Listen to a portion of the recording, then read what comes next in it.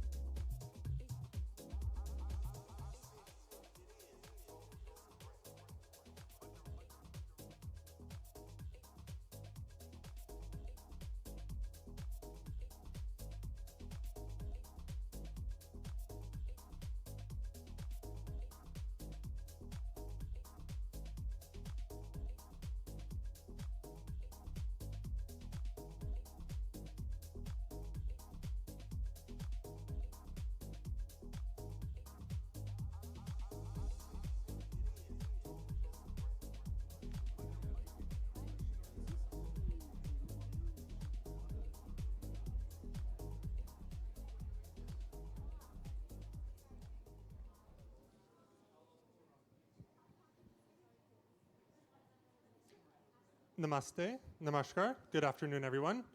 It's my great pleasure to welcome everybody to today's event, Technology for Good, India Inc.'s Commitment to Research and Innovation. My name is Dr. Brian Wall, and I'm a Delhi-based faculty member in the Department of International Health at the Johns Hopkins Bloomberg School of Public Health. As you will hear shortly, Johns Hopkins has a long history of working with a range of partners in India to improve health and well-being. We are excited to build on this long-standing partnership in India today with the launch of the Gupta Klinsky India Institute at Johns Hopkins. Information and communication technology has become an engine of economic growth, and it is now opening up major opportunities for transformational change throughout society. Nowhere is technology's potential more salient than here in India. It is for this reason that we have identified this area as the topic for the Gupta Klinsky India Institute's first in-person event here today. And to explore this exciting topic further, we have identified several esteemed panelists from academia, industry, philanthropy, and civil society to join us here today. We are very excited for the discussion to come. However, before that, I would like to invite up to the podium Mr. Raj Gupta, co-chair of the Board of Advisors for the Gupta Klinsky India Institute, to provide some opening remarks.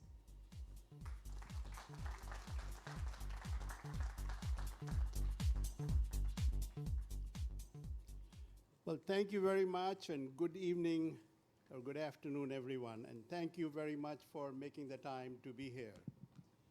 On behalf of Johns Hopkins Gupta Klinsky Institute and all my esteemed colleagues and friends here tonight, I would like to welcome you to our inaugural event in Mumbai. In my comments, I'll just cover in the next few minutes 3 things: my personal journey, my post-retirement focus, and aspirations for Gupta Klinsky Institute. This is a particularly fitting location and satisfying for me tonight. In mid-1962, I moved here to Mumbai, that time called Bombay, of course, from my home in Uttar Pradesh, Aligarh.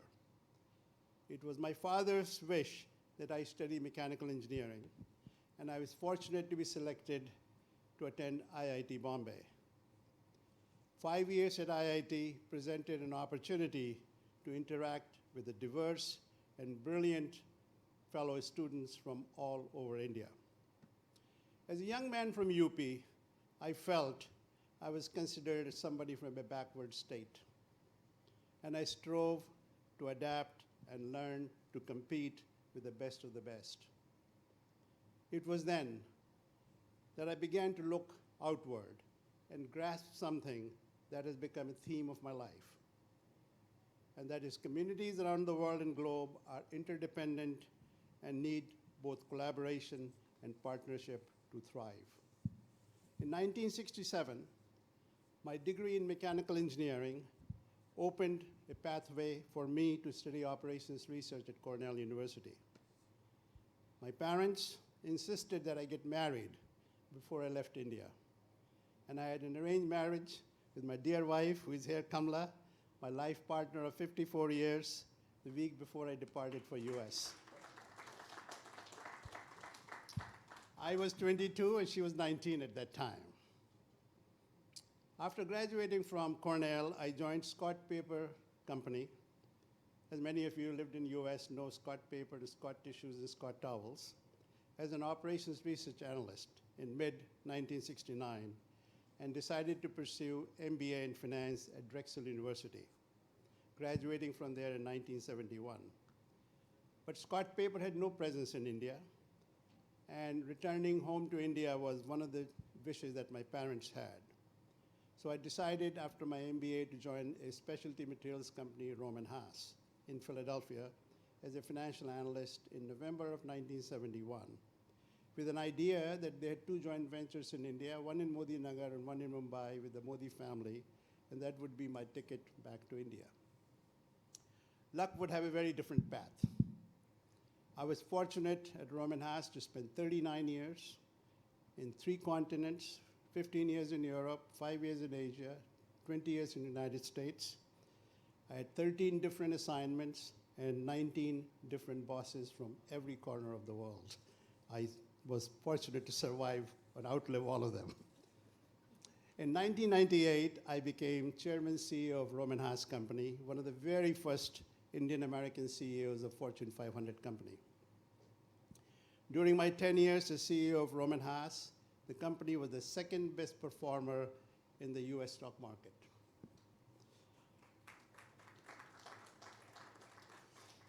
I retired in April of 2009 when the company was sold for $20 billion cash to Dow Chemical.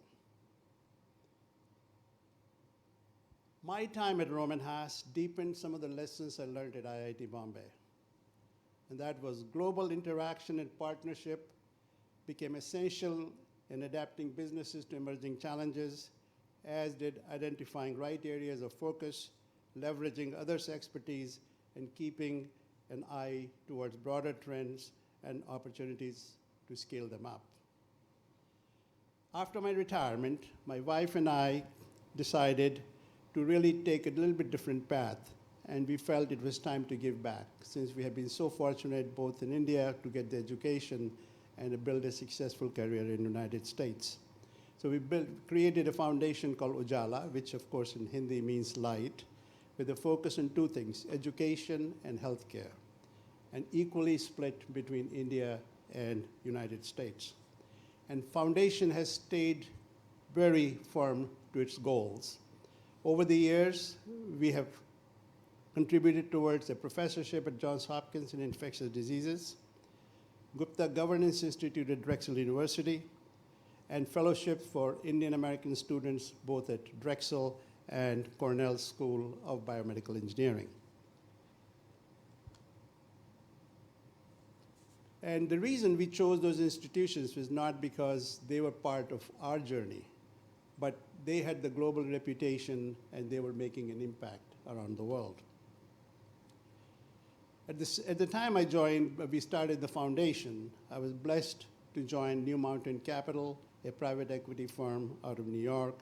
And the firm was founded by my friend, Steve Klinsky, from whom you will hear in a minute.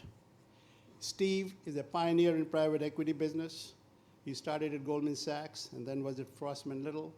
And in 1999, he started the firm called New Mountain Capital with an idea of building businesses rather than just doing financial engineering. And one of my first ventures with New Mountain Capital was to buy an orphan asset called J.T. Baker. Anybody who's in chemical industry probably knows of J.T. Baker, which is an old company going back to 1904.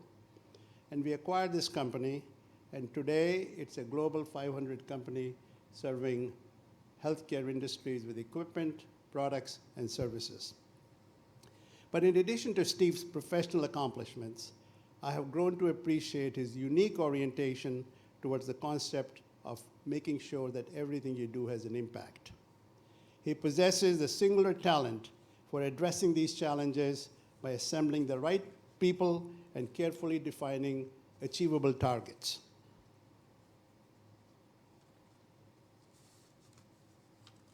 Just 1 second here, I can just get myself organized.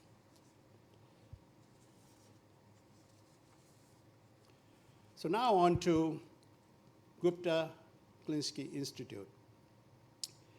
Scalable, meaningful impact is what Steve and his wife Maureen, Kamla, and I see in the Gupta Klinsky Institute. It's a vision to address some of the world's greatest problems by developing solutions and innovating right here in my home country where I was born. From my vantage point, healthcare is going to be the most transformational space in the next decade to come, even more so than information technology that we are all aware of. And the reason I say this is because the need for it is realized across the globe. Innovations that are emerging out of academic institutions, research institutions, and pharmaceutical companies, be it gene and cell therapy, and of course, the power of AI and other modern technologies is going to transform healthcare industry in a way we have never imagined before. It's going to be more customized, it is going to be more accessible, and we hope in the process will also become more affordable. And Johns Hopkins has a long history of innovation in this space. And India really has the brain power and resources and innovation opportunity to really leverage the two to make a difference. And I hope that this is an opportunity for India as a country and we as Indians to lead the innovation and transformation instead of just following one. That's my wish and hope, that this institute and this partnership with Hopkins will lead to something very significant, not only impact on India, but a global impact. And many of those brilliant minds are sitting right here. I would just ask you to dream along with us and do not restrain your ambitions by any means. Only with your help and perspective we can maximize the value. And the partnership with Johns Hopkins and Indian institutions and our partners is something we are very much looking forward to. So thank you for being here. Thank you for this opportunity. And we hope we can come back in a few years and really celebrate some significant successes.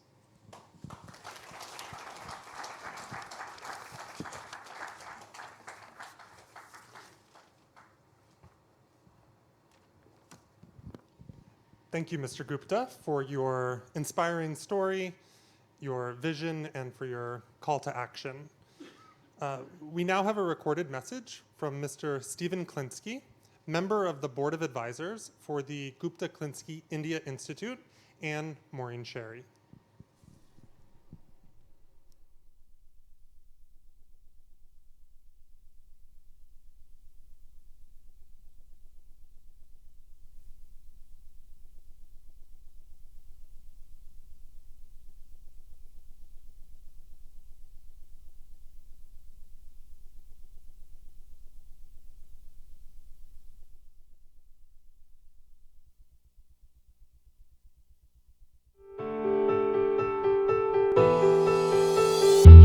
Maureen and I and our family are thrilled to be supporting the Johns Hopkins India Institute because, we're trying to help people all over the world, and India is obviously the largest democracy in the world, a major population center, a great place to develop new ideas. So we're thrilled to support Johns Hopkins in India as a way to help India and everyone else.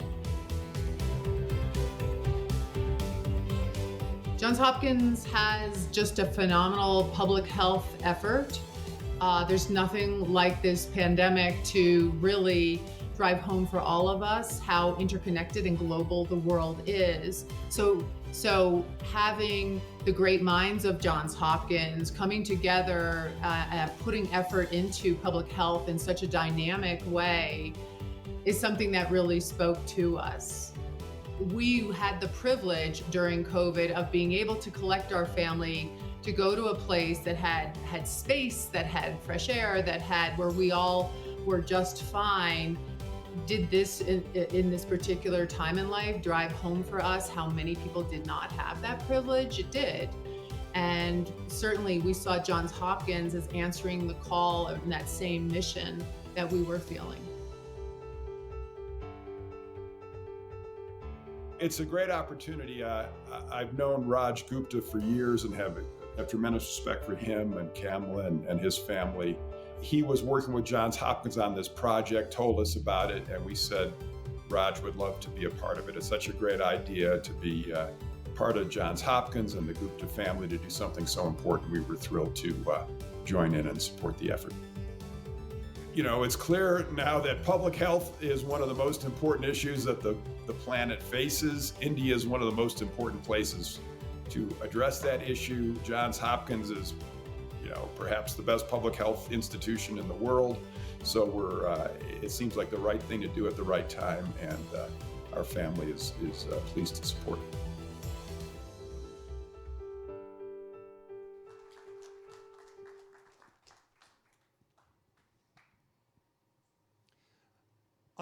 On behalf of all of us at Johns Hopkins, I want to thank Raj Gupta, Kamla Gupta, Stephen Klinsky, and Maureen Sherry.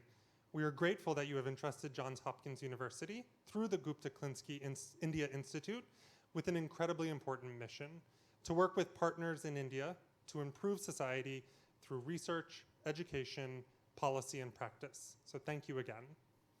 We now have a short video that we would like to share that provides just a taste of some of the activities that we have undertaken with our many partners in India in recent years.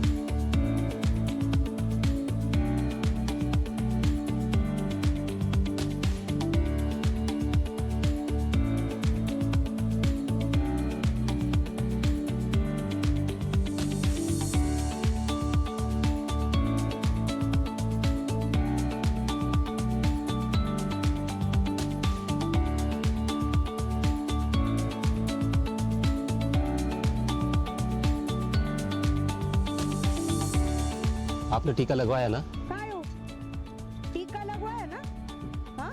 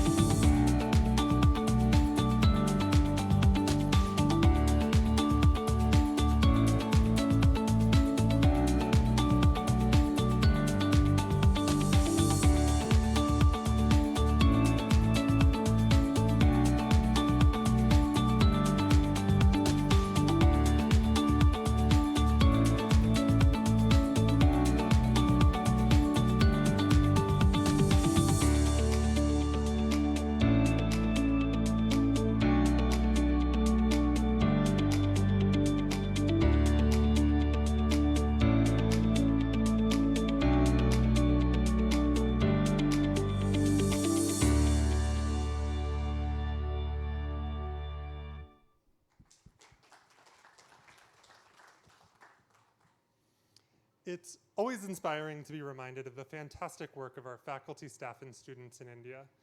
And none of this could have been possible without our many partners throughout the country. As you saw in the video, our team was catalyzed into action during the second epidemic wave of COVID-19 that devastated many parts of the country to support our partners and the communities in which we already work. This was made possible by several generous gifts and because we had already laid a strong foundation in establishing the India Institute. So I would now like to invite Dr. Sunil Kumar, Provost and Senior Vice President of Academic Affairs of the Johns Hopkins University, to the podium to provide the opening address.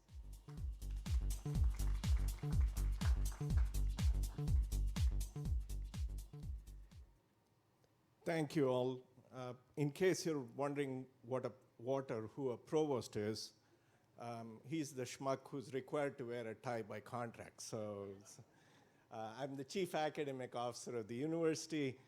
To the guests who are here today and online, very warm welcome and thank you for being here, especially our alumni. One of the great privileges of being a faculty member is you get to see how well your alumni do. We are very proud of your accomplishments.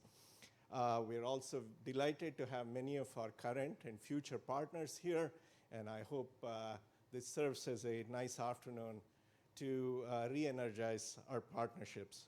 I'd like to thank our faculty and staff who are here.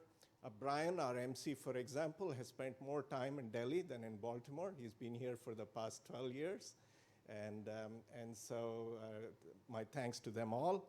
And finally, my thanks to Kamla and Raj Gupta, as well as Maureen Sherry and Stephen Klinsky, not just for their generosity, which is of course appreciated, but they've given not just treasure, but time and talent as well. So thank you so much for your support and belief in this mission.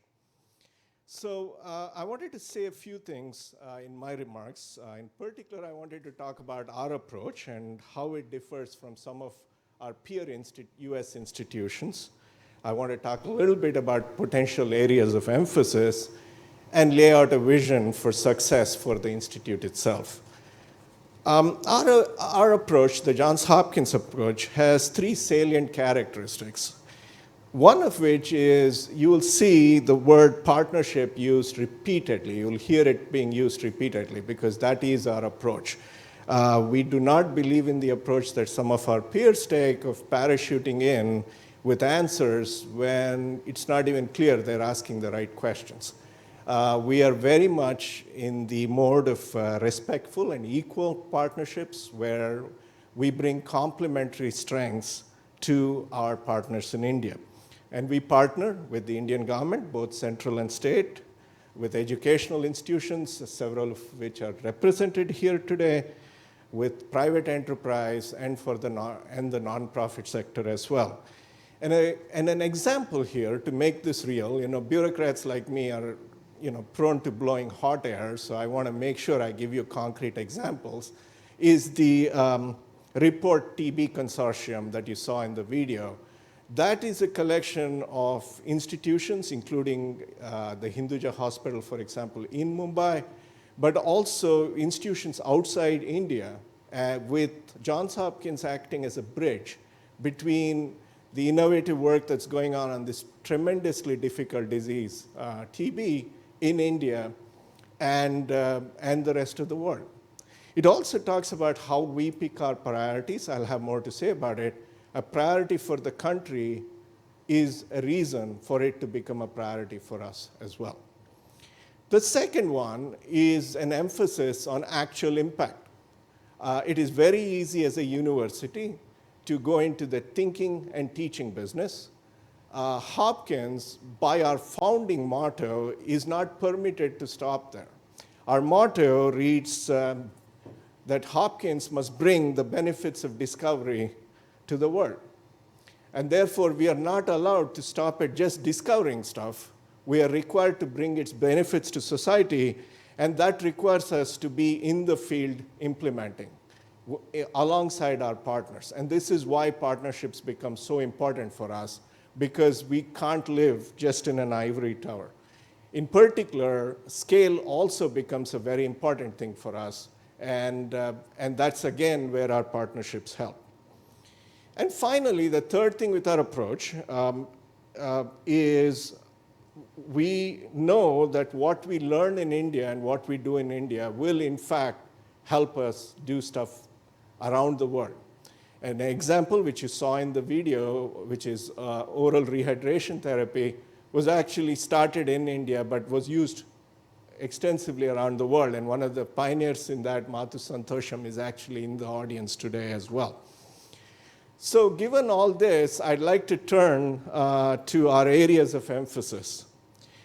In picking these areas, as I said before, we have evaluated the country's priorities as stated by the leadership, our own priorities and strengths within Hopkins, the strengths of our current and future partnerships, and the potential societal impact. And so those areas include, as Raj pointed out, medicine and public health, where we share his view that this would indeed be a place where India will leapfrog the rest of the world. And in particular, infectious diseases, as well as maternal and child health and health systems would be areas of emphasis for us. In all these cases, we already have considerable strength in India, as well as partnerships, and we will build on these. The second area of emphasis would be technology and data science, and especially where it intersects the first priority, such as precision medicine, bioengineering, et cetera, where also we have current strengths and partnerships and would like to leverage them even further. A third area of emphasis is energy and environment, where again, at the university, we have made significant investments in this space, and we hope with our partnerships here in India to be able to contribute as India leapfrogs in this sector as well. And for all of these things, there's these areas of emphasis, there's one more feature in common, which is none of them are achievable by a single discipline on its own. They are by definition multidisciplinary, and this is something we do well. An example of that is the COVID-19 dashboard and map that you might have seen. It was extremely heartening for us that it was used as a resource around the world. That map was not created in the School of Public Health. It was created in civil engineering, because civil engineering was keeping track of case counts because they were looking at how potential pandemics could travel because of transportation systems. So a person who studied transportation systems was the one whose lab created the map. The map was then built on by experts in infectious diseases and epidemiology, and became the kind of resource it eventually did. And if it hadn't been for the interdisciplinary effort, we wouldn't have gotten a tool that at one point in March of 2020, we found out the hard way that it's not easy to build a bulletproof website at scale. It was getting more hits than the New York Times, and which in the US gets, a few dozen hits a day. More like a few dozen million, but and it was, for us, it was very reassuring. And so this brings me to our vision for success for the Gupta Klinsky India Institute. Now, we have been told, and we'll find a way of not writing the acronym as GK2, which, my brother used to live in GK2 in the 80s in Delhi, and so we'll find another acronym for it. If it is successful, then success would look like this. It will have, as Raj pointed out, a substantial impact on a few societal problems. And this impact would have been achieved through partnerships on research, education, and most importantly, on direct action.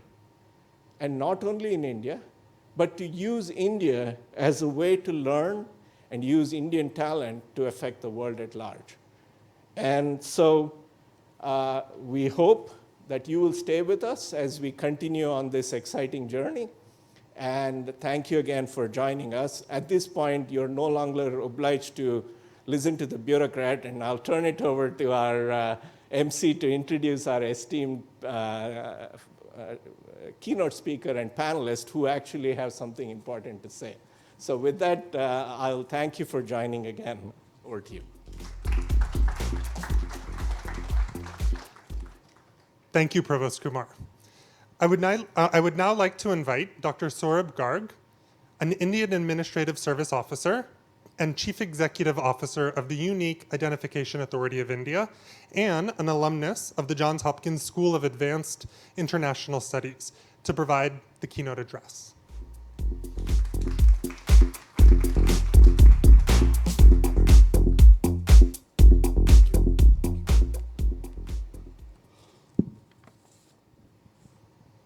Good afternoon. It's a pleasure to be here at the launch of this new institute, which I'm sure, as the Provost mentioned, Dr. Kumar, that it would have. And it's good to see the kind of success parameters laid out right at the beginning. So I must congratulate you and your team and all those associated with it for setting up this. For me, it's a privilege to be here. As mentioned, I spent an excellent time at the School of Advanced International Studies at Hopkins, and I'm sure many more would get an opportunity for that similar kind of experience in here and also at the JHU going forward. Today's theme, if I can put it that way, which was mentioned, Tech for Good, and India incorporated commitment to research and innovation. I don't think it's a more appropriate topic at this time of period that we are, given the kind of focus that research, innovation, and technology has been given over the past few decades. If I can just briefly mention about the UIDAI, the Unique Identification Authority of India, or more commonly known as Aadhaar, which is something I think which every resident in India is aware of. We've issued more than 1.3 billion Aadhaar identity across the nation, and now we have more than 99.9% of adults in India who have the Aadhaar as an identity, and which itself is very empowering for a person to have an identity which is recognized across the country. It is something which cannot be lost, it cannot be stolen, it cannot be destroyed, because the biometrics, the fingerprints and the iris and the face, it's part of you. You don't have to carry something along. And I think that's the reason why it has helped to transform how government programs have actually been delivered at the grassroots level. And if I was just to mention some of the things that have been possible, which could not have been even thought of had Aadhaar not been there. And first of course, during COVID-19, the kind of transfers that could be taken by the government to across people at the remotest village also could be enabled, because Aadhaar, the digital rails were existing by which we could do, which is what Tech for Good can do. We have more than 900 programs of the government which use the Aadhaar as the financial address to transfer funds across the country, so that even the remotest place, people can withdraw funds using small micro ATMs, the card readers which are there, and to the local shop, and they can access the bank even if there's no brick and mortar bank available out there. And if I can just give some figures of the kind of usage that we have on a daily basis in the country, around 60 to 80 million people use Aadhaar on a daily basis. So that's the kind of usage that we have. 6 to 8 crores transactions someone is doing across the country. People are accessing the public distribution system or whatever. And the kind of transactions that happen, more than 500 million a month of the financial side they're happening. So I won't go into the further details of what there are, but I just wanted to mention the kind of transformative changes that can happen if tech at scale can be utilized to be able to focus on what we call our vision for Aadhaar is the ease of living for people in India. How Aadhaar can become the basis for improving the ease of living. And that's the focus, and I think that's the kind of focus that this Gupta Klinsky Institute has in terms of what has been the vision laid out. I'll just add a couple of things on some of the initiatives of the government focusing on innovation, given that's the focus for some of the work that will be done by the institution, and given also the fact that public-private partnerships are a very important facet of what a lot of us that we are doing, whether in Aadhaar or across a government.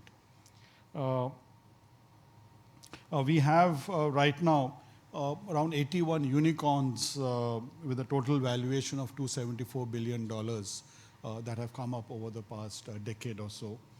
And there are about 50 startups which are identified, which hopefully would become unicorns in 2022, that is expected. We are focused on improving our ranking in the Global Innovation Index. We've improved from 81st until a few years back to 46th, and we would want to go forward, going forward in that. And there are a number of programs that are being done.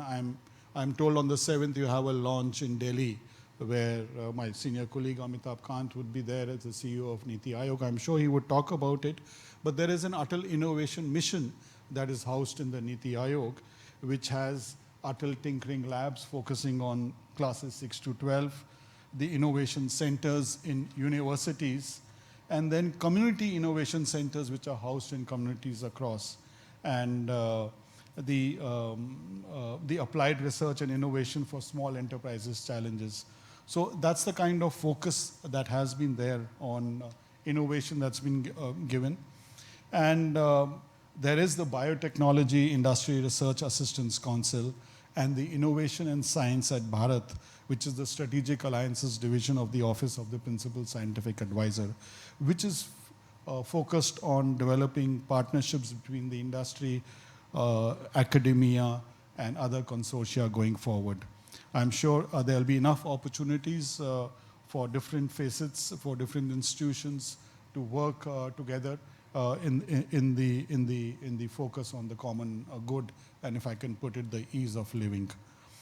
Once again, I would want to thank, first of all, JHU and the Provost and others for inviting me. And I'm sure, look forward how the next few years would be of not only this institution, but of the university as a whole, and look forward to engaging with many of you in the years ahead. Thank you so much.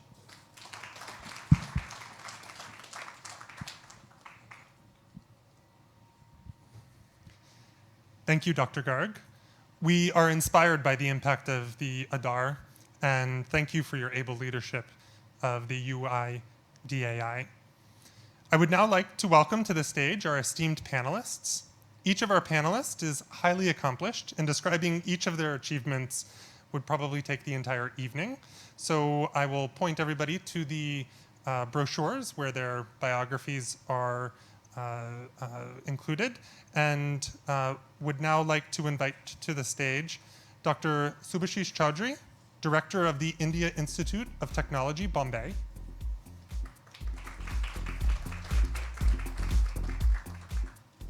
Neera Nundy, Managing Partner and Co-founder of Dasra.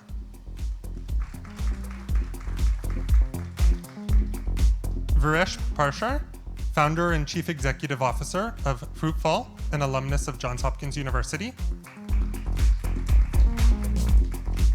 Shekar Sivasubramanian, Chief Executive Officer of Wadhwani AI. Joining us remotely is Suchitra Ella, co-founder and joint managing director of Bharat Biotech and recent recipient of the Padma Bhushan Award. And I would also like to invite to the stage our moderator, Tamanna Inamdar, senior editor at ET Now.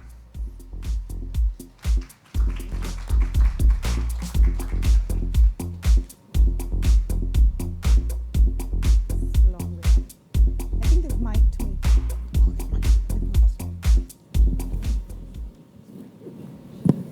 I think they have mic'd me. That should be fine. I should be fine, sir. Thank you. Hello, everyone. Absolute pleasure to be here. As a journalist, great group of people to speak to. And I'm excited about the topic of conversation as well, because technology for good, I don't think there could be a more opportune moment for us. COVID-19 really ripped the lid of the Indian public healthcare system. But it also gave us an opportunity as a nation to use our strengths to really cope maybe better in terms of what we had for vaccinations. There were fears at the onset of the pandemic, and there are others who are experts at this who can maybe talk about it, of how a nation as populous as India would manage to vaccinate enough people. And the fact that we did it 2 years later, we're sitting here feeling ready to move on, is real testimony to the innate strengths and what technology can actually do. So having said that, let's begin. And Mrs. Ella is joining us. And I think we should kick off with that. Mrs. Ella, great to have an opportunity to speak with you again. Wish you were here. Can we hear you, ma'am? No, I don't. I can hear you very well, Tamanna. Can you hear me? Yes, I can. Absolutely. Pleasure to speak with you. And first, congratulations on all the great work done and the recognition of what Bharat Biotech has done. So thank you once again. Let me begin by just getting your opening thoughts on the theme for today, which is Tech for Good, India Inc.'s commitment to research and innovation. Do you think that COVID-19, in a sense, allowed India to showcase that prowess of research and innovation? And you've been through that entire journey, when from day one, there were more questions on the Indian-made Covaxin, how it would work, how it would go through, and would we really have our own indigenous vaccine which works? Can you just talk about how important it was for you, more than a business, to ensure that the technology, the R&D, the prowess that you and, of course, Dr. Ella have developed could be put to use for the greater good? Hi, Tamanna. First of all, I'm extremely honored to have to be a panelist on this eminent panel, and my fellow panelists who are there along with me. Very pleased to be a part of this session this afternoon. My special thanks to Dr. Masuram Santosham for giving me this opportunity to participate in such a discussion this afternoon. My regards to Raj Gupta and Ms. Kamla Gupta, co-chairs and board advisors for the Johns Hopkins Gupta Klinsky India Institute, and Mr. Stephen Klinsky and Ms. Maureen Sherry, members and board advisors for the Johns Hopkins Gupta Klinsky India Institute, Dr. Sunil Kumar, Provost, Johns Hopkins University, and a warm good afternoon from Hyderabad to all of you once again. Tamanna, the pandemic, of course, has turned us all upside down in many, many ways. I don't think we need to go back and talk about reinvent that wheel. But the focus that I think I would like to place in front of all of you is that India has been, I would say, I would not hesitate to use the word leader in life sciences, particularly when it comes to vaccine building, vaccine development, vaccine technology, vaccine manufacturing, and of course, the endpoint is the marketing and distribution. This has happened over many decades, but the last 2 or 3 decades have shown how the country has, though initially in the very first few years post-independence, we had many institutes set up by the government of India in a few cities, places across the country, to manufacture vaccines like polio and DPT and other first-generation, using first-generation platforms. Later on, in the last 2-3 decades now, we have moved on from the first-generation vaccine. We have gotten into recombinant technology platforms. We have diversified as a country into several other new platforms which have also been deployed and demonstrated, developed and then demonstrated very successfully in an Indian context. Though it may sound that, for many out there, probably they were not aware or the amount of, I would not call it, I don't want to say publicity, but the information that was probably prevalent out there was not enough for many to understand this underlying strength that we had as a country. We manufacture close to more than 12 to 15 different pediatric vaccines, not only for ourselves. Our birth cohort is one of the largest in the world, 25 million children being born in a country is not a small number. And imagine multiplying that birth cohort into 3 doses, because most pediatric vaccines go into a 3-dose formula, the dosage, and also then multiplied by the close to 7 or 8, 10 different vaccines that are administered to the children, the newborns especially, from 0 day to the 12th month of the baby. So there has been an enormous amount of time, energy, resources invested in this kind of vaccine manufacturing, and also of late, our own experience, perspective, Biotech perspective, is that though we are probably the youngest kid on the block, clocking about 26, 27 years of being physical in operation, our experience goes back to more than 2 decades now in not just manufacturing vaccines in India, but we have moved ahead with choosing and identifying region-specific diseases, infectious diseases, and the burden that it brings to societies like ours, especially in the developing world and in the low-income countries and the low-middle-income countries of the world.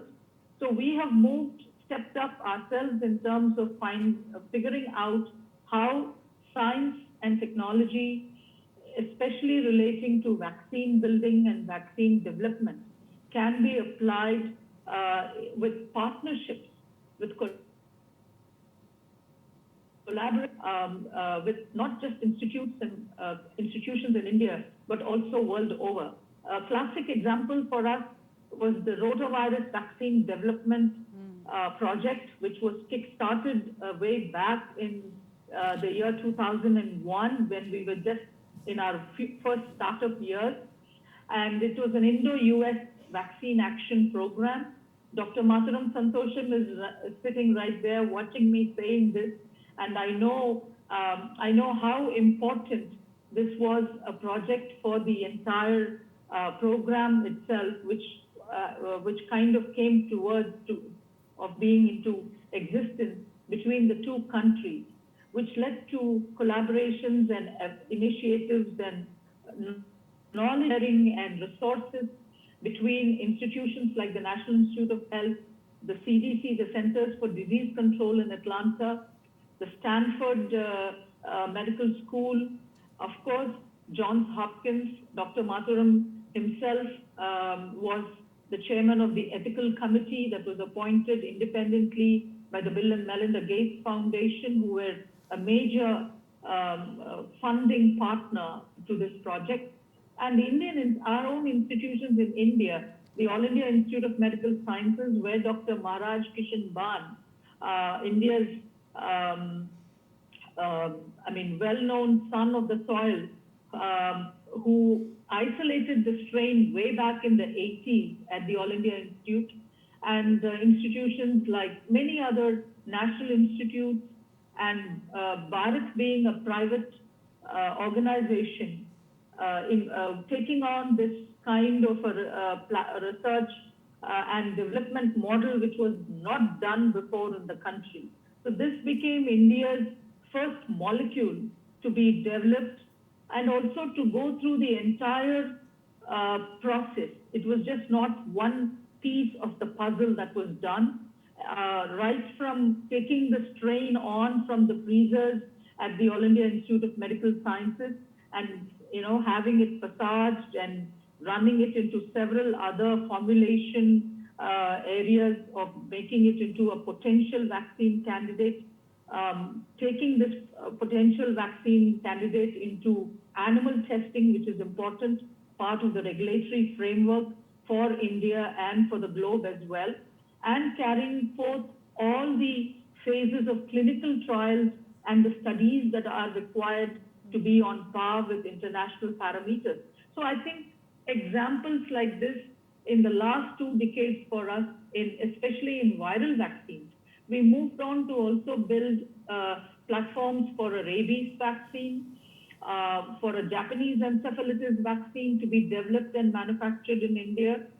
We have also started our trials and clinical studies in Zika for a vaccine on Zika, and also the chikungunya vaccine. All these vaccines are viral vaccine platforms that have been developed and researched and studied clinically in many institutions, medical institutions across India. And this kind of strength internally probably got us thinking. Dr. Krishna, of course, the chairman and managing director himself, being a very passionate scientist and a researcher, appreciates the challenges that come in front of him more than the opportunities. So I think the very approach of being passionately driven in science and converting technologies that could bring about solutions to the healthcare issues that we face as a country and as the world, I think led us on with the vision and the mission to take on the SARS-CoV-19 virus as well. The infrastructure has been in place for us in order to maintain, to manufacture some of these vaccines. So that was a plus.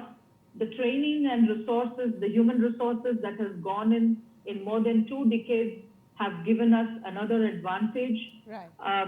The strain, of course, coming from NIV Pune, from the ICMR, was, the starting point, and then the ball got rolling. Of course, it had its ups and downs, many ups and downs, many doubts, many questions had to be faced. Ma'am, if I may, do you think that this is, because we're talking about the broader subject of innovation and technology for good, to solve some of the large issues a population like ours have. Do you think that this is one challenge point, the kind of, I wouldn't say credibility questions, but the additional hoops you have to jump through if you're an Indian product. Do you think that there is a challenge there? And of course, the context is with Covaxin and a lot of scrutiny that it has faced at all levels. I think any product development of this nature will have to stand, the testimony of not just the national regulatory authority under which we come under the Ministry of Health for India, but we would also have to put this product or the development process or all the other parameters of developing a product of this nature, be it any vaccine, if it needs to get into international access of markets and international agencies that procure such vaccines for the, underdeveloped world or the low-income countries, we need to go through this kind of an international quality parameters and the regulations which govern almost every manufacturer that is out there. We ourselves have at least another 4 vaccines that have gone through WHO quality parameters and have been audited and pre-qualified for procurement by international procurement agencies. Yes, to some extent, I do agree with you, Tamanna, that being in India makes it, a tad bit tougher, because it is also for us, sometimes we have to prove it to our own country and our own folks here that India has the ability to do such technology development, especially in this space as well. Because I think probably there were not enough, they were not being, maybe not being publicly aware to the scale that it happened this time. Right. We were quietly doing all these things in our own backyard, and of course the international agencies know about it. Institutions, universities in the US that do a lot of research in the medical sciences know about the work that is happening in India. The National Institutes of Health, all of them are aware of what kind of work is happening here, but we need to make sure that we are not making vaccines just for India.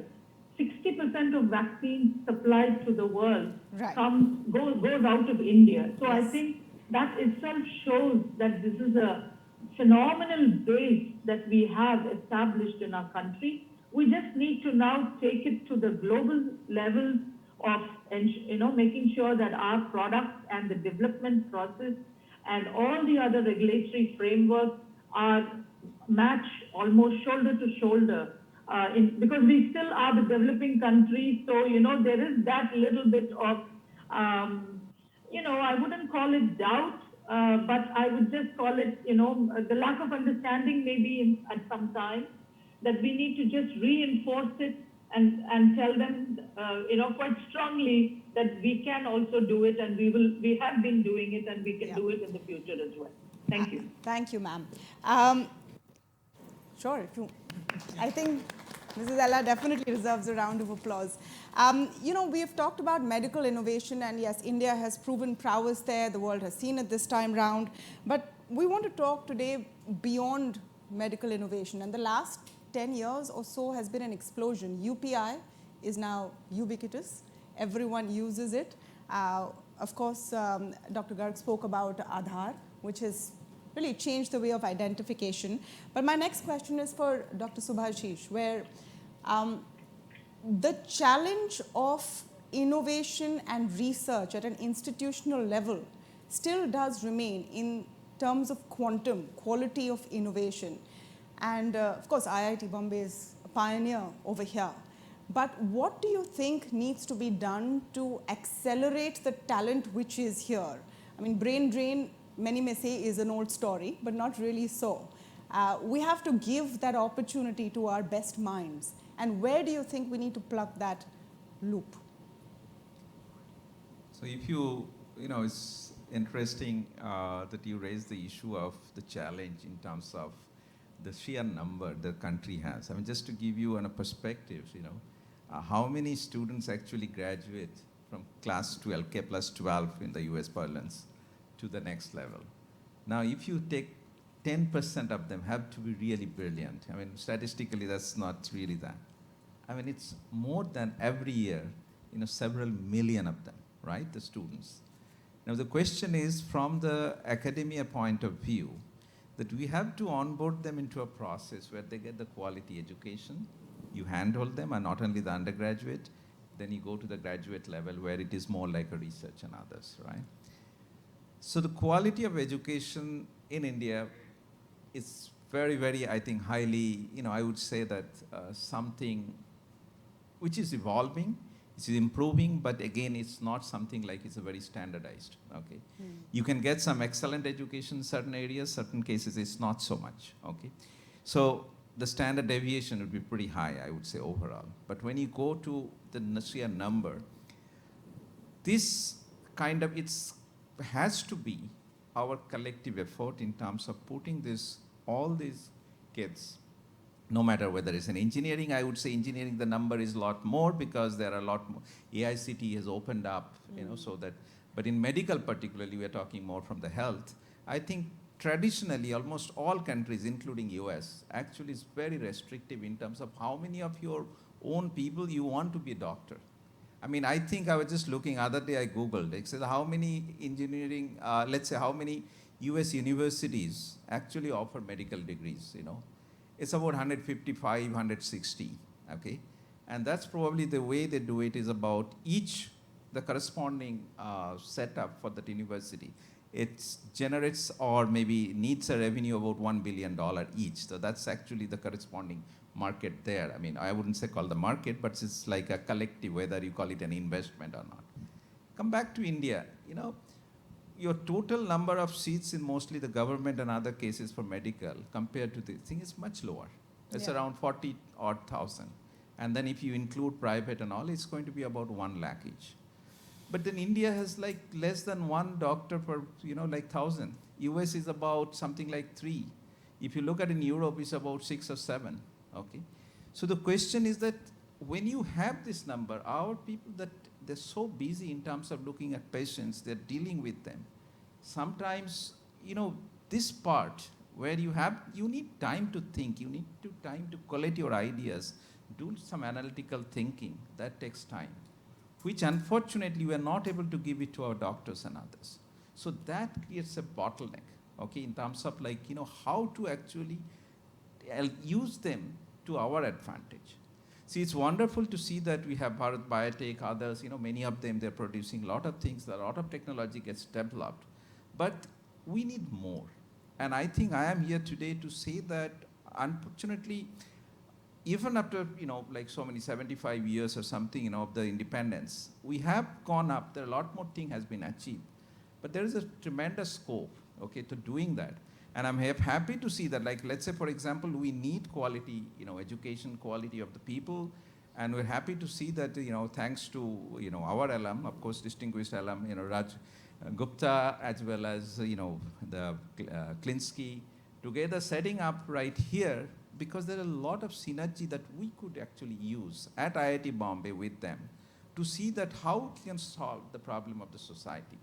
So I'll not take much more time because I think there are a lot of other people are also there, but I think I would say that there is a lot of opportunity, but we have to pick up certain cases where we can really make a difference. I don't think we can do it everywhere. And COVID, as you said, it made a point that, you need to be very, very purposive in terms of what you are working on, okay?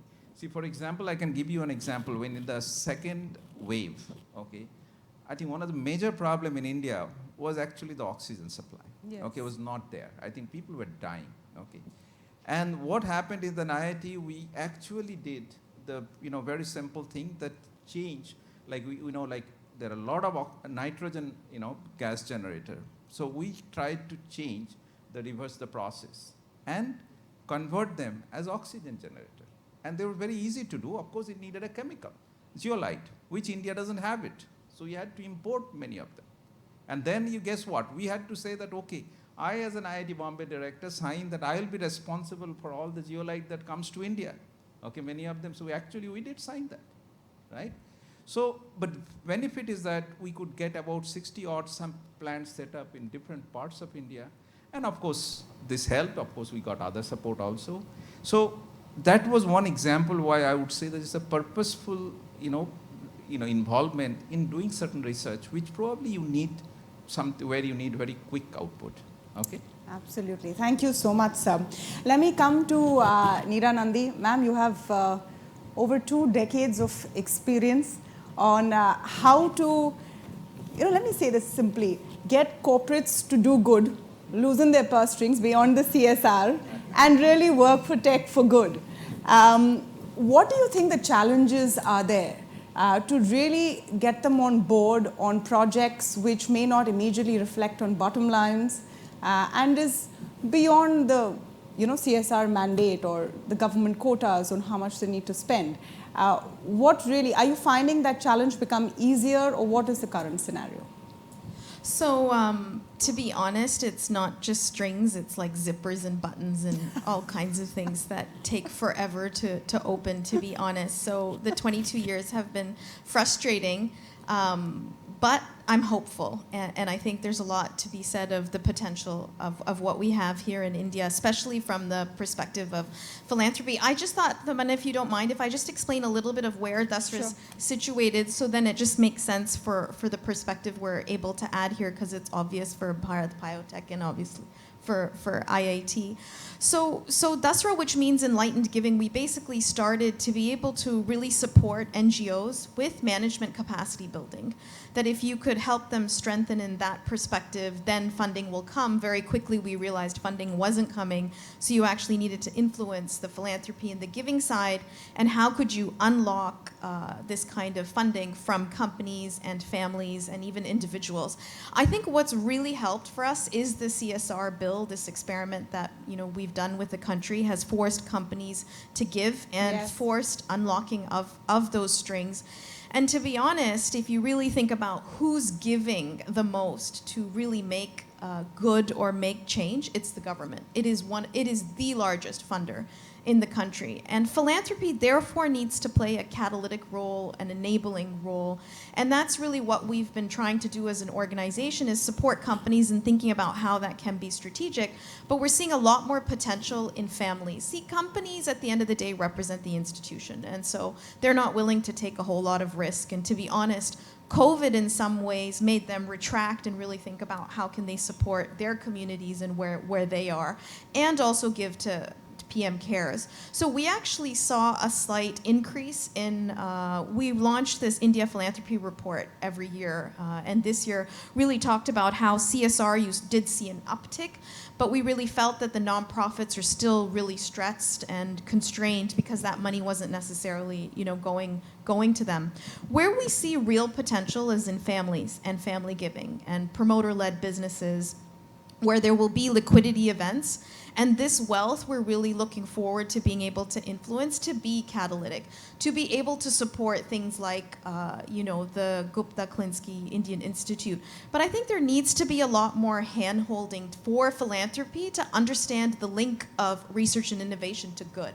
So, I would push the panel and this institute to think about what is good, what is tech for good. And you saw that wonderful video, Brian, that showed in the beginning, and is it reaching the most vulnerable? And so we really push this philanthropy to think about that connect. And so I had a couple of suggestions. I don't know if you're going to come back to us on things that we should think about in philanthropy that I wanted to even leave the Institute to think about. Are we bringing an aspect of what we call at Dasra JEDI, gender, equity, diversity, and inclusion. And a lot of times the way that we do research, or even when you hear Dr. Ella or IIT, is that coming from a place of privilege, right? And are we able to make that connect to making it inclusive? And I think we can take a different approach to this work in India when you look at research and innovation. And to be able to bring that JEDI lens, there's a responsibility to build bridges. And the reason I bring this up is what we've found useful as Dasra is where the families and the philanthropy is and where the nonprofits are. They need that bridging and filling that gap. Similarly, if you're going to do cutting edge research and the kind of mind that's needed, and you're really going to bridge it into tech for good, you're going to need enablers and you're going to need folks that build those bridges because we all come from different sets of capabilities. You know, you opened up with Raj saying it's really important to be multidisciplinary, interdisciplinary. It's also important to really think about intersectionalities as well in the development sector, right? We're not only health or only education, and so Absolutely. Can you service, you know, in a holistic way? But I'd love to just add a little bit more later about how it's important to build capabilities to be able to close all of this loop that I was, you know, talking about. And that's really where philanthropy can start to play a role. We'll definitely come back. But I think you have a good point there that we need to flesh this out with a for example. What are we talking about when we say tech for good, beyond, you know, great sounding term? And with this, let me come to you, Mr. Sivasubramanian, because there's some really exciting stuff, you know, you guys are doing. Things like using technology to figure out if babies are below the weight they need to be. I was reading on your website the COVID cough method. Please tell us how that works and some examples of implementing this at scale. Sure. Hello, I represent an institute that is responsible for applied work. I'm an implementer, so I'm out there. We try and translate ideas to reality in a pragmatic sense. Earlier there was a talk about having multidisciplinary approach. The first aspect, I'll just speak conceptually and then we'll get into details. As an applied AI institute, I was part of the software industry when it started in India, back in the early 80s, where we had less than 1,000 employees in India.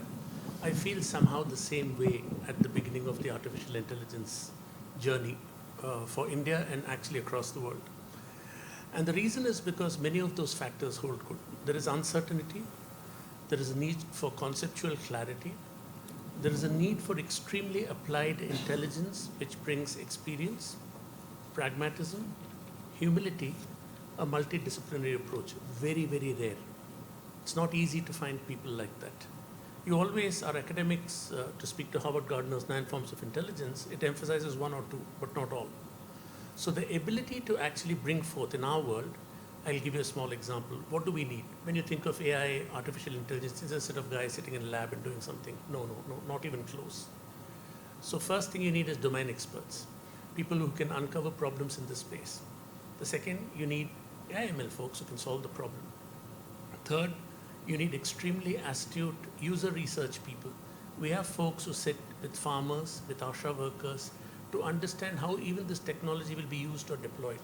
For the ASHA worker, a smartphone is the most expensive thing that they own in their lives. And chances are they will never use it. So how do you get them to use it? Drop-downs don't work. Augmented reality may. Voice-enabled interfaces may. Artificial intelligence is just an enabling layer. Unless it is seated with intelligence, pragmatism, and usage efficacy, it's of no use. It'll just lie there and it'll just be sitting there. So the ability to do holistic end-to-end problem solving is part of the way we'll have to approach it. The other 2 pieces are measurement. So we do all this stuff. Is it really worth it? Is it really impacting the people? We are in it. Our institute is exclusively designed to help India, and particularly the poor, and then using that, leverage it across the world. And then finally, there's engineering, which wraps up all this and provides it to the end user. It's a complex space. It's actually very complex in terms of problem solving. So we are not constrained by opportunity. I'm constrained by expertise. If I can improve my personal expertise and my team's expertise, then we will solve all these problems. And the way you have to do that is through careful observation, through pragmatic implementations. Over the next 2 to 3 years, my personal observation is India will go through a set of AI interventions. We will be a significant part of it. And we'll learn a lot. I don't expect any of these to be necessarily the final solution. I expect them to socialize the concept of AI, what it means, what it can and cannot do. What are the frontiers of AI? Does it ensure there's equanimity? Does it ensure there's accountability? There's explainability? Are there biases? Do we understand how such technology should be adopted? In logic-based systems, 100% of the time it will either fail or succeed. In AI, you will always have a residual error rate, 1%, 2%. But for that 1%, it's 100% wrong. For the person who got the wrong inference out of AI, they will not trust AI. How do you solve it? What do you provide for 100% of the population? What is the human in the loop? Are these systems designed for efficacy? Surprisingly, most of the things that we are doing today is offered as a course by one of the leading institutes in the world. Stanford is offering something called ML in production versus ML in research. For me, we are ML in production. We are there, actually observing, seeing. When we take photographs, we find all the patterns, which is very difficult for the AML algorithm to interpret and understand what's going on. It's a lot of fun. It's very difficult. It's not for people with a faint heart, but it's a lot of fun because you really get to solve complex problems. So what are we solving? Let me give you a real example. Yeah. We were contacted by the TB department, Central TB Division, December 10th or thereabouts, and told that, look guys, can you do something with the cough sounds? So we gave them a data collection application in about 10 days. Post-Omicron, the government of India, who's our best partner, collected 30,000 cough sounds across all of India and gave it to us by Feb 20th or thereabouts. And Alpan Raval, who's sitting here, the chief scientist in our organization, Dr. Alpan Raval and his team, in about 10 to 15 days, were able to get with about 75% accuracy the ability to detect a signal of TB in the cough sound. 90 days, that's our tolerance level for the first result of an AI. What are we doing? We're taking AI out of the lab and putting it right there in the middle of application. Can you stand right there with real users, with real data and solve problems? We have to be very innovative. Another problem that we're right now in the middle of just identifying and solving. Doctor to patient ratio was discussed. Another way of solving the problem, can we make it more efficient for the doctor? There's a 6 to 8 minute period that in telemedicine, patients wait for the doctor. Can you put an AI ML algorithm in the middle for the mobile phone and elicit chief complaints and enable both complaint recognition and prescriptions? We're working on that. We started on that about 15, 20 days ago. We expect in about 90 days to come out with an answer for that. Mass epidemic forecasting system. We've built a text-based engine that takes media streaming from across, right now, English and Hindi, shortly 14 languages in India, that has the ability to do named entity recognition, extract information out of text, provide summarized information, and provide early alerts so that you can go across India and identify where what is taking place. These are just three of a few examples.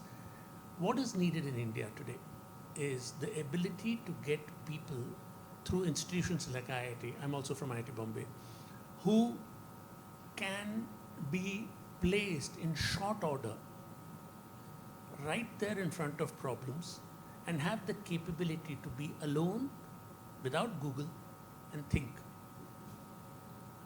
The most difficult challenge is there, short of all rhetoric of everything else. Can I get somebody, X person, and say, come here, my problem is, can you just be there?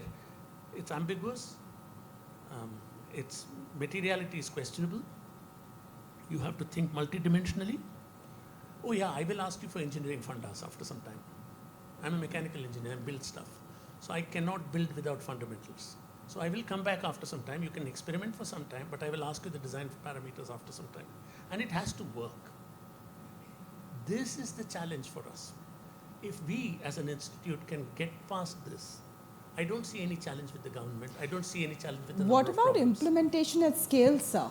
Government will help us. Yeah. Government is most interested and a complete partner waiting for folks to come and say, here's a solution. We will weave you through some of the challenges that you may not know yourself. They look for expert players to come in and assist them in problems they do not know exist. That's our job. We have to go there, tell them, look, this is not the problem you have to solve now. Solve this problem first. Don't aspire to be there when you cannot do this. Solve these two problems. Let's learn from it together. Let's go to the next stage. We have had an enormous amount of success. As an institute, we started first more inside a research space. And we discovered that doesn't make sense. This entire transformation is the last literally 3 to 4 months, 6 months or so. We've been spending a lot of time in the applied space now. It's going to, in our mind, it's unlimited. And we are very, very grateful to have partners like USAID and BMGF and other partners who are funding us along with our founders, Ramesh and Sunil Wadhwani. Ramesh also is from IIT Bombay. And all of us are absolutely clear about our mission. We have to get to the millions. Yeah. We have to get to the last. We have to get to everybody. But the way to get to that is not by going to that person and saying, I'll do something for you. That's kind of naive. You have to make the system work for you. And to do that, you have to be extremely perseverant, extremely patient, and you just have to be at it all the time.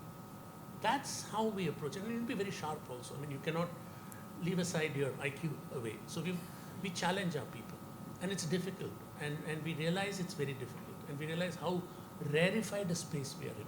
But that's the challenge. If you want to solve a tough problem, you need to get the best people to try their best to make it happen.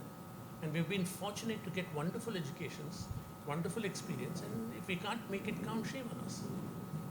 It's as simple as that. All right. Looking forward to seeing those innovations at scales. Thank you so much, and we'll come back for follow-ups. Let me come to you, Mr. Viresh, Prashar. There was talk earlier of 81 unicorns, 50 in the wings.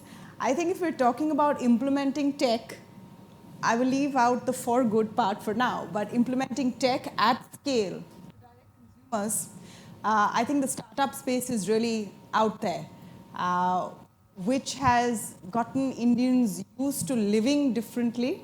And I want your thoughts on this. All okay with the mic? Yeah. So earlier, Sir spoke about identifying problems and solving them. Do you think the problem with startups sometimes is solving problems that may not necessarily exist?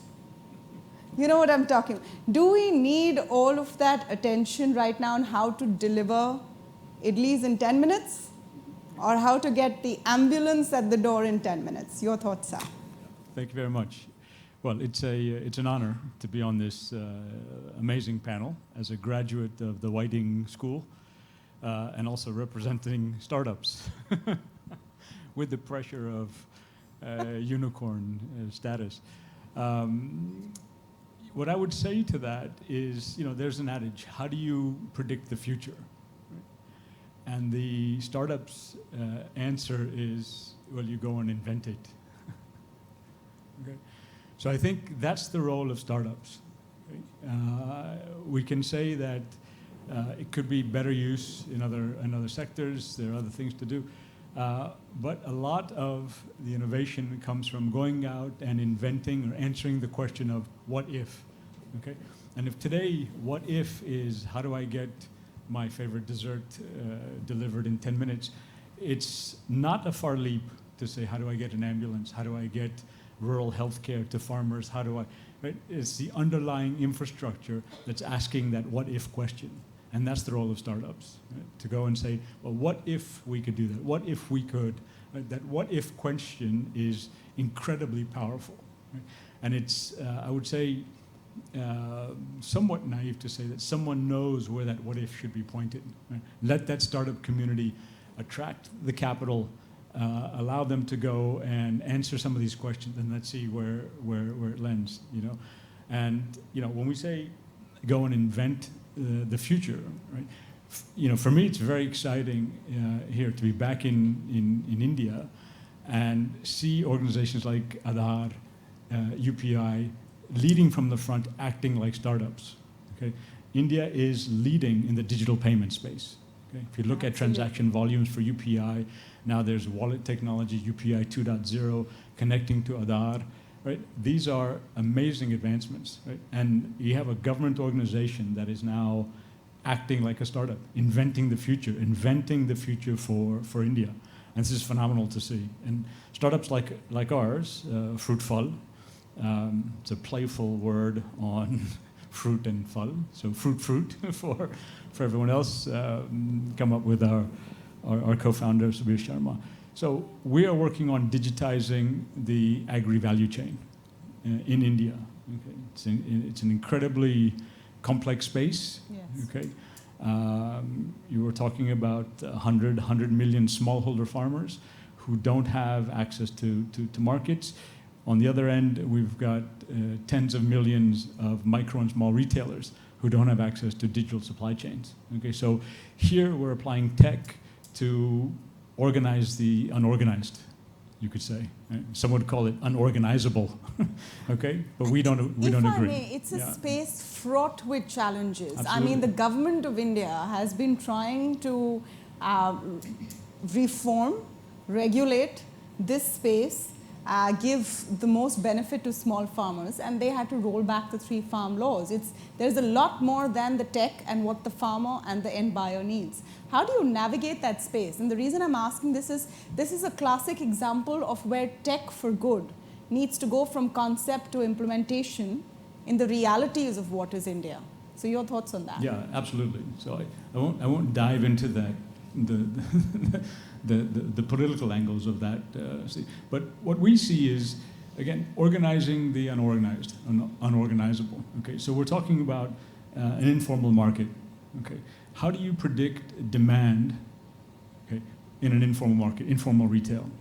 Okay, where you don't have point of sale, you don't have barcodes, particularly for fresh produce and fresh fruits and vegetables, right? How do you do that? Okay. So we've launched an app where we look at that. We give the small and micro retailer access to market information, actionable information, okay? And what you'll find is that they may not have sort of capital resources, okay, both on the micro and small enterprise side or the small farmer side, but they are incredibly resourceful by definition.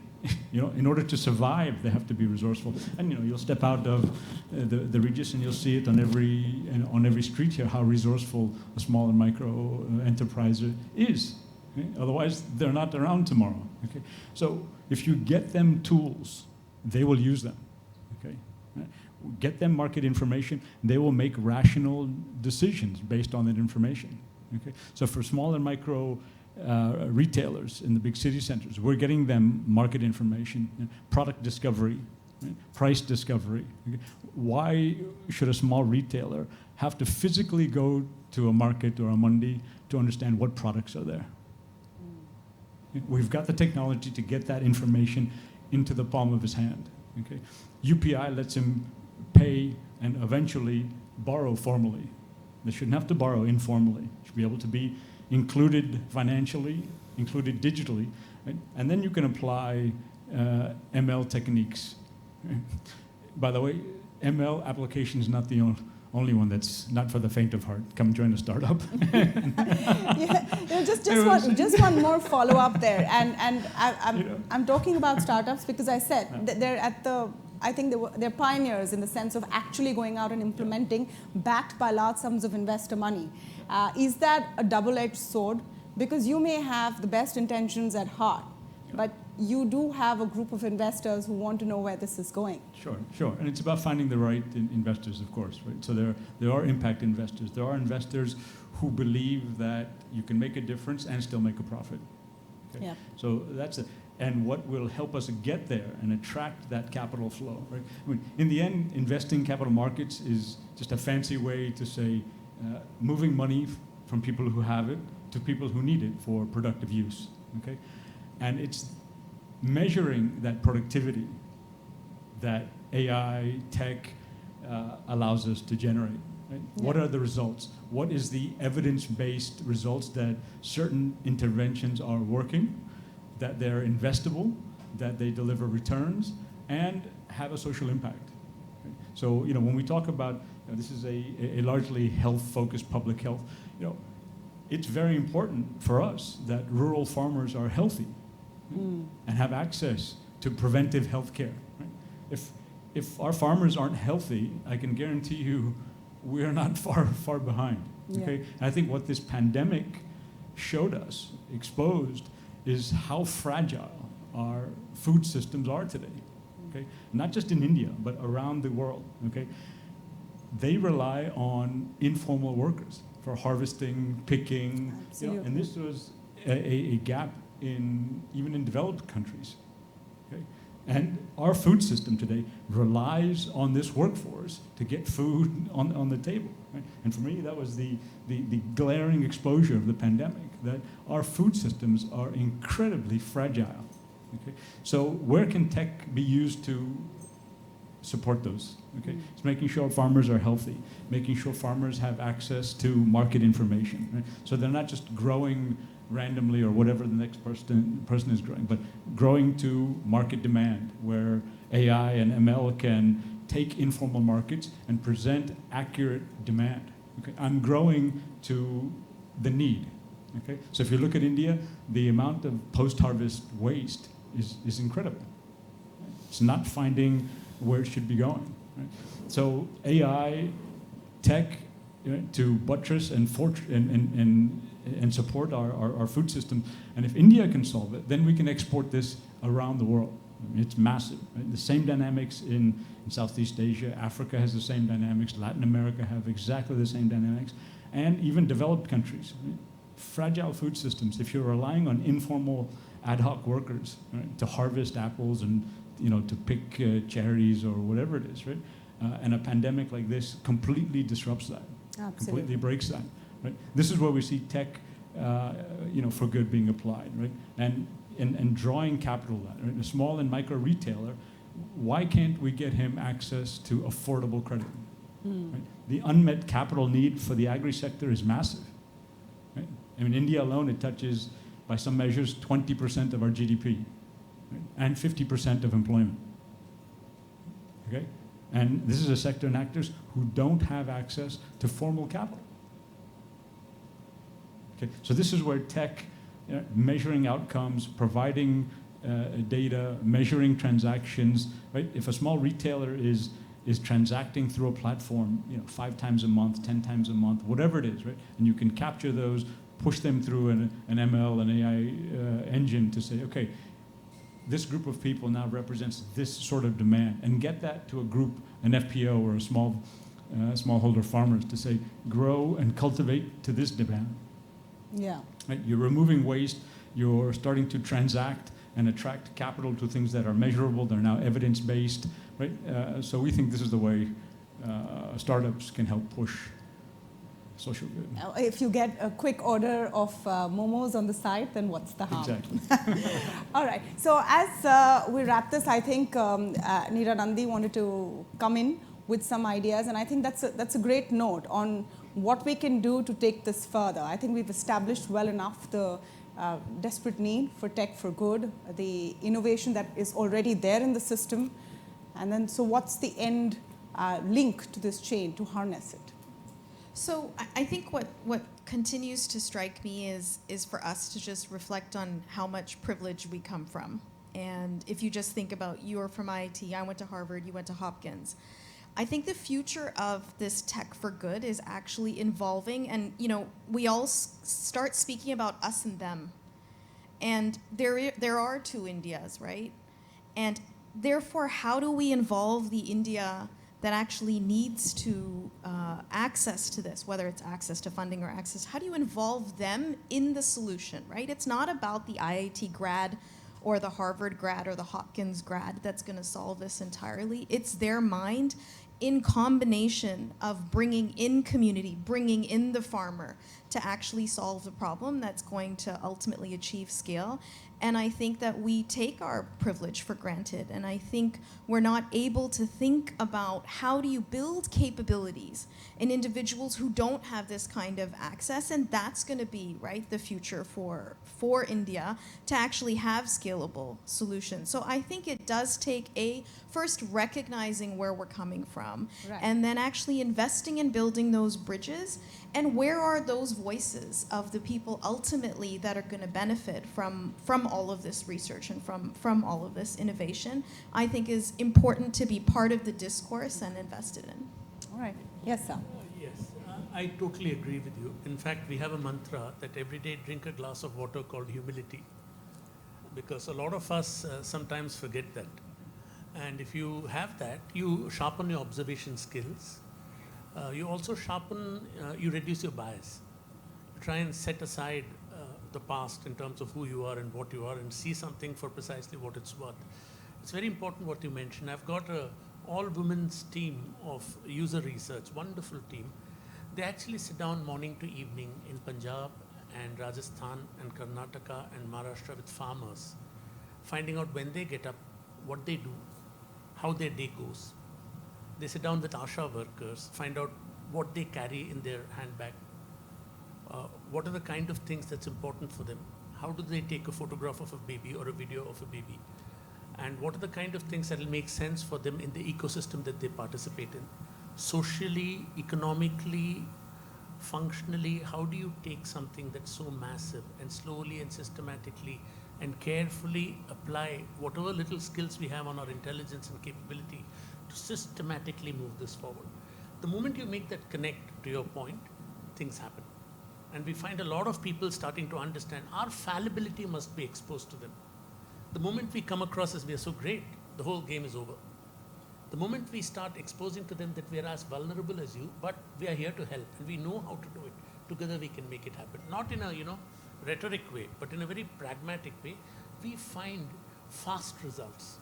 Yeah, and actually to that, I think what we don't think about is what's tech for bad, right? So great, Aadhaar's great, but have we thought about the implications of Aadhaar? Have we ever put data in the hands of the community or farmers themselves to say, actually, these are the things we need from the government? So I think turning that around as to thinking about how can this actually be safe for those whose data this represents, I don't think we're there yet. Yeah. Viresh is waiting to respond to that. Yeah, no, I think, earlier the notion of trust was mentioned, and I think this is enormous. I think one of the greatest opportunities I think that AI and ML has is to instill trust in the communities that we're talking about. Okay, and I talk about it in sort of two ways, because trust is also sort of double-edged. Okay? So there's an element where you can now have trust in how you trade. Okay, so if we go back to the agri sector, largely cash-based. The flow of funds doesn't match the flow of goods, so that just generates a lot of mistrust throughout the entire sector. So then everyone operates around this lack of trust. Okay, but then there's also sort of trust required in technology. Okay, how do you get someone to trust a device? Okay, how do you, the leap of faith is, imagine. A quick survey, if I could. How many people here in this room would take their current bank account or assets that they have today and convert them to Bitcoin? not a single hand has gone up. No. Right? You wouldn't do it. Oh, okay? Absolutely not. Okay. So when you get out to rural markets and you go and talk to a micro entrepreneur, retailer, right? That's the leap of faith you're asking him to do, right?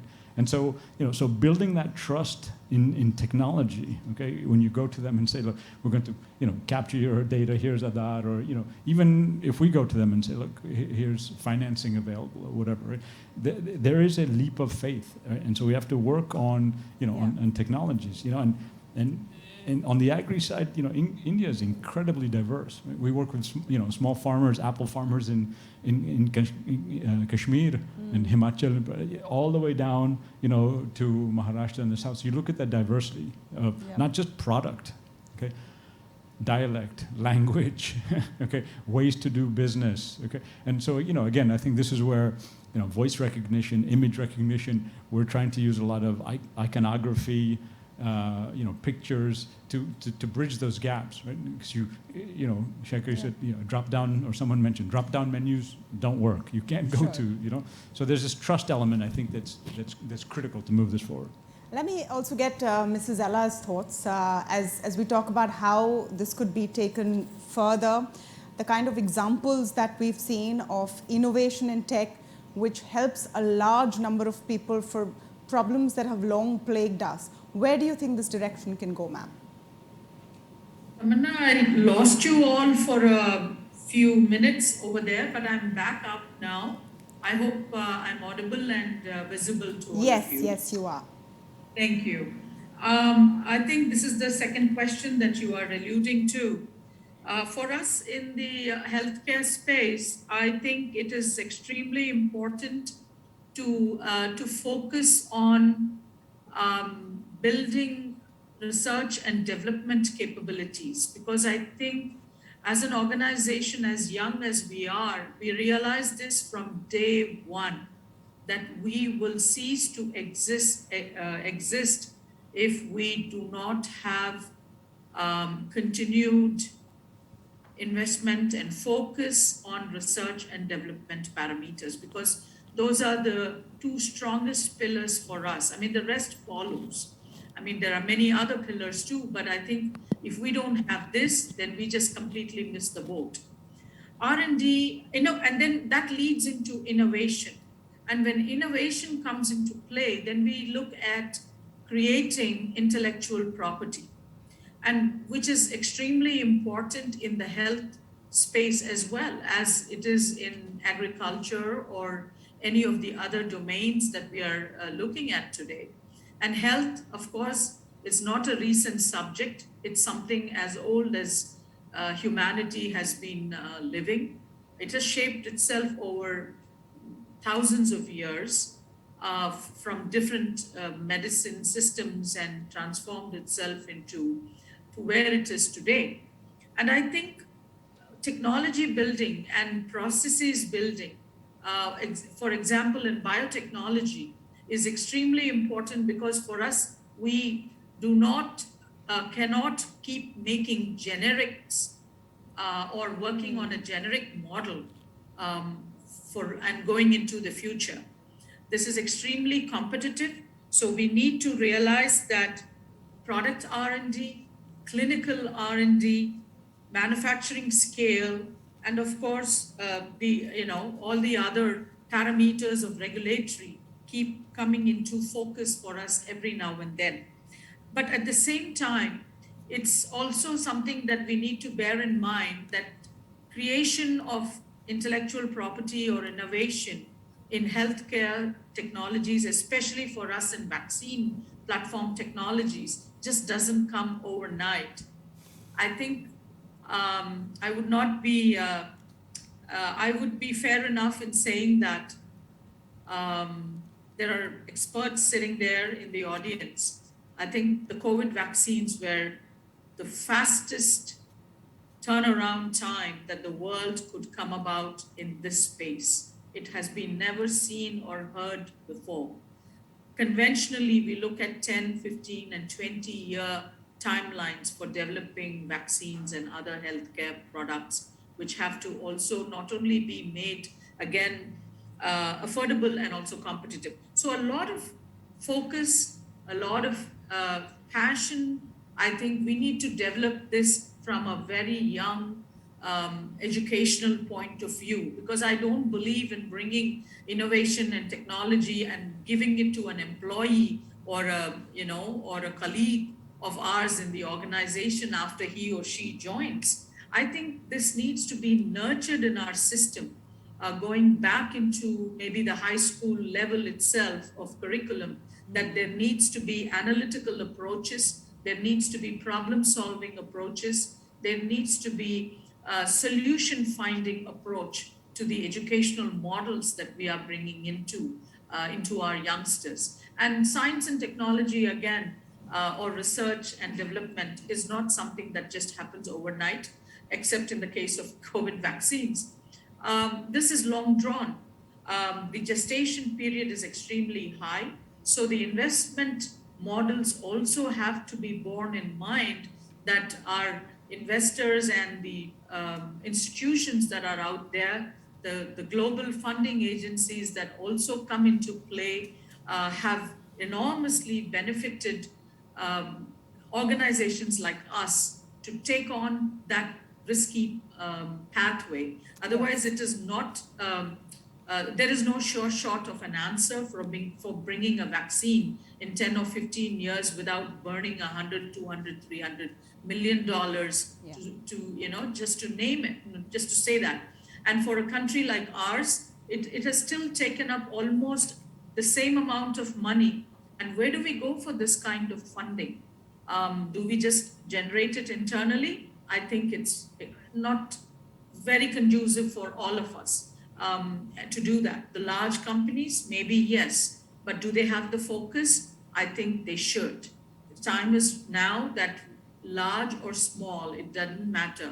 The startups also have to be, I think all of us need to do this collectively, that we need to bring in a very strong research and development model going on into the future. That is the crux as to how, otherwise there is no way we could be vaccinating, immunizing our population of 1 billion adults in this country in less than a year's time.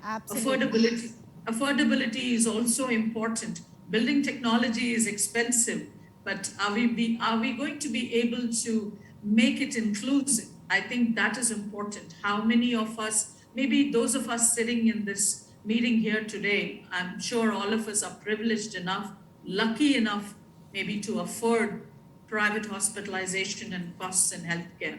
But what about this 80% of the rural percentile of population, and not this country alone, but across the globe? Will they be able to afford it? So vaccines have to do that. I think in the public healthcare system, we need to be extremely cognizant of the fact that we are not only in cutting edge technology, we are also investing into research and product development, create our own IPR in a manner in which that we can be self-reliant and self-sufficient. But most importantly, we need to be inclusive to mankind at large. I think that is the key for me to bring to this table. Thank you. Thank you, ma'am. I think we've run out of time, but I think I do want to give Dr. Chaudhuri a quick last word, to wrap up. And just on the point that Mrs. Ella made, that you have to start innovation from school. What about the Indian innovators out there who don't make it to IIT Bombay?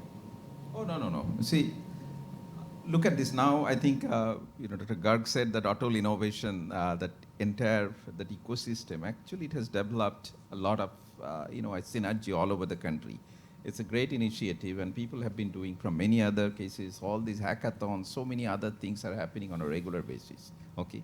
See, what you have to look at, India is a very diverse country, and the problem domains are very difficult, and some of them, what is available, what is possible for one group of people is not the right solution for the others. So we need the appropriate things, right?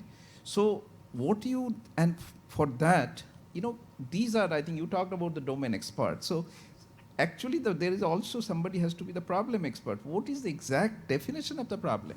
Right. Sometimes we don't know. These are the field work. You talk about the inclusivity. I mean, unless we are inclusive, you will not know the problem. And once you do it, people, we have a term which is little derogative, is jugaad, but that's not what I'm going to talk about. But the thing is that there is a lot more thing that can be added to that and make it a sustainable technology, which is tech for good that you're talking about. Yes. And we are doing it as a part of our innovation and other center. We are actually training, bring people. Of course, one institute cannot do it. How many can you do it? So this we have to handle with many such cases, different colleges, different other places, and have a system where, the skilling and the innovation also should be part of it. So I think that's where we need to all put our hands together. All right. We'll have to end this, but this has been fascinating. I think I'm getting a second signal to end, so we'll have to end it. But I can't say no. It's nothing profound. It's just a shout out to my team who are all watching.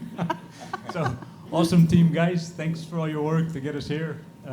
Fantastic to be part of this team. And thank you very much. Thank you. Thank you to all of you. I hope all of you enjoyed this. I absolutely have. Thank you. Thank you so much. Thank you again to our panelists, and thank you, Tamanna, for moderating this enlightening conversation.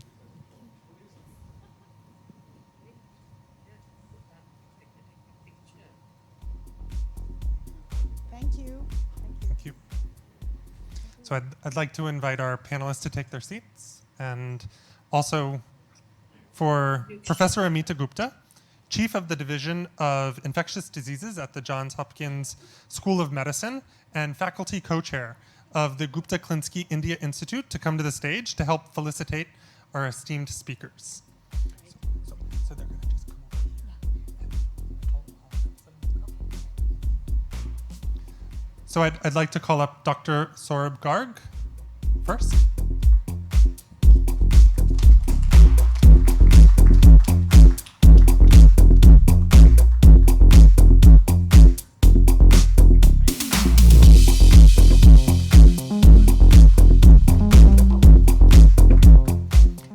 Dr. Subhasis Chaudhuri.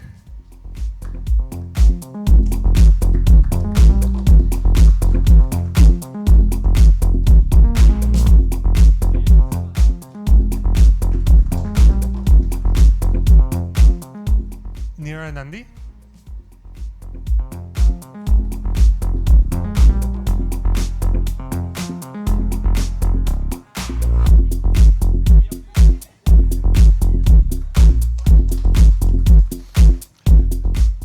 I'd like to also invite up to the stage Professor David Peters, Edgar Berman Chair of the Department of International Health at the Johns Hopkins Bloomberg School of Public Health, and Faculty Co-Chair of the Gupta Klinsky India Institute, to felicitate our remaining panelists. So, Viresh, Prashar.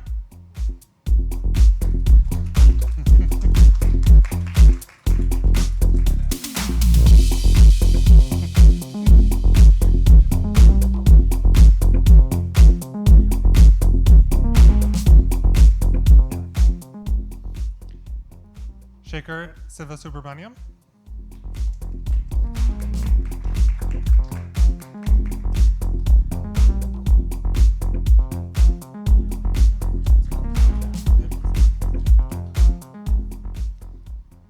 Tamanna, Inamdar.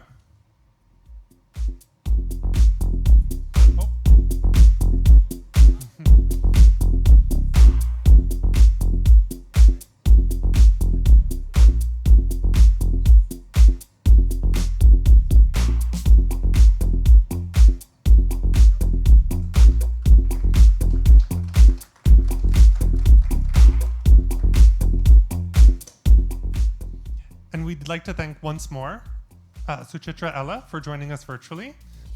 Thank you, ma'am. So thank you again. I'm going to turn it over to the co-chairs of the Gupta Klinsky India Institute, Professor Amita Gupta and Professor David Peters.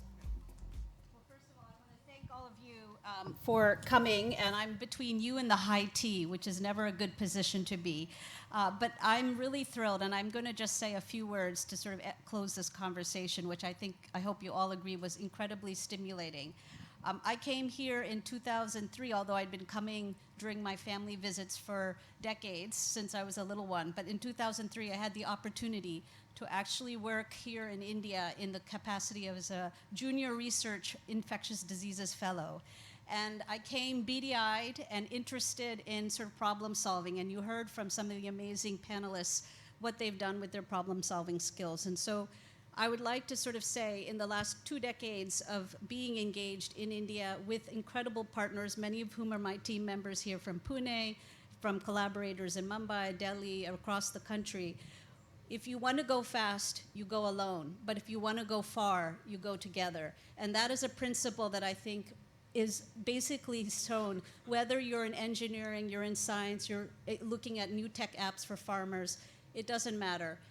We need collaboration, multidisciplinary thinking, and support, whether it be financial and time, talent, treasure, to come together. And so that's really what we want to do as the Institute. And I hope that you will join and think about how to solve the next set of problems by asking the right question with the right people at the right time and coming up with the right solution. So thank you very much for helping us begin in this new chapter of our togetherness. Thank you.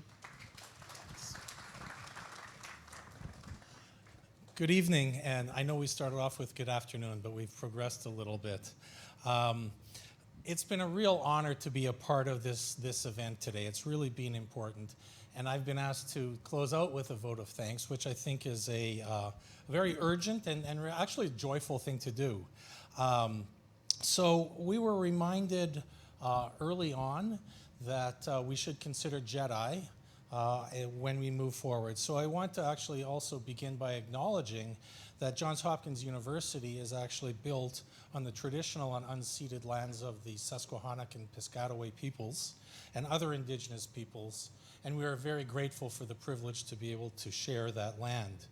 We've also been privileged to work with our partners in India for nearly a century, and personally myself for the last 25 years or so. So I want to give thanks for that as well. But also I think which was really unique and really relieving is that, you know, for the first time really in the last 2 years, we've been able to come together in a way physically we haven't been able to do. Many of us without masks for the first time. So that's something that we're really grateful for, that we're able to do this in person. So more formally, on behalf of the Gupta Klinsky Indian Institute, I would like to extend heartfelt thanks to our esteemed speakers and panelists. That was really a great discussion. So Saurabh Garg, thank you. Subhasis Chaudhuri, Suchitra Ella, Neera Nundy, Viresh Prashar, and Shekar Sivasubramanian, and thank you also to the moderator Tamanna Inamdar, and Sunil Kumar as our provost, thank you. I'm only department chair, so I don't have to wear a tie, so that's good for that. Also want to thank Raj and Kamla Gupta again, as well as Steve Klinsky and Maureen Sherry for your, without your belief in us and this mission, this would not have been possible. So really grateful for that. There's many other people in our team that I'd like to thank from the Johns Hopkins team. There's too many to name all of you, many working behind the scenes. I'm gonna make a mistake and call out a couple of you anyways, Natisha Besra and Brian Wall in particular on the ground who've been making this happen. So thank you. And apologies to the many of those who I haven't named at this point. Also want to thank AdFactors and the hotel staff for your great logistic support in pulling this together. But I would especially like to thank all of us collectively, all the participants for coming here today, for making this, taking the time and to being involved in this. So let me ask you to stop and give ourselves a round of applause for everything. Thank you very much. This has made such a memorable event. Now, I'm told that thankfulness involves saying the important words, but gratitude is about putting those words into action. And with the Gupta Klinsky India Institute, this really is an opportunity to act together, to do our research, education, and convening and work on supporting policy and practice together in ways that we haven't been able to do in the past. It's for us, for Hopkins and Indian partners together, not just we who are privileged to be in this position, but using that JEDI lens so that our efforts are for and by India and the world in a just, equitable, diverse, and inclusive way. So again, I'm really standing between you and T at this point. I think we're really grateful, again, after 2 years for the opportunity to come together and meet together, to do things we haven't been able to do, to talk and break bread together. So again, something to be thankful for. And I'm sure that we are going to be able to be grateful for the renewed opportunity to work together.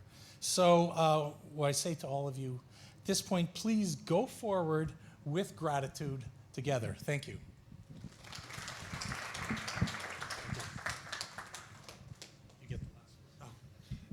Thank you all, and please join us out in the lobby for tea and snacks. Thank you.